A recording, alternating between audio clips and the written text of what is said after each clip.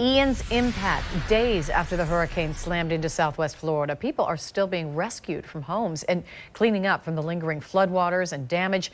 Bridget Matter spent the day with the National Guard as they brought water and food to neighborhoods rebuilding after Ian.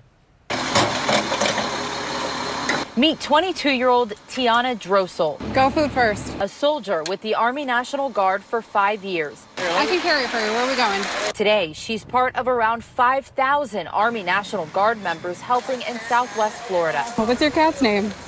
Jasper. Jasper. I have a cat. Carol and her cat have no power, running low on supplies. This is wonderful because, well, we got water back on, but we can't drink it.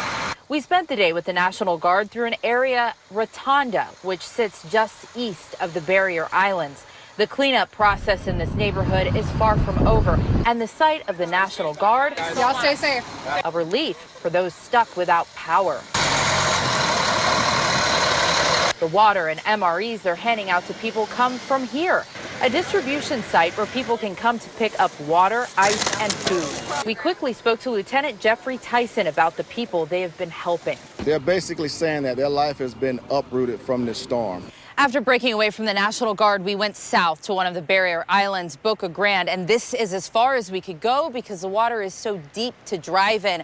A lot of work to be done here. Power is still not restored. You see these power trucks still working pretty hard, and the cleanup process far from over. We're in Boca Grande. Bridget Matter, Channel 4, the local station.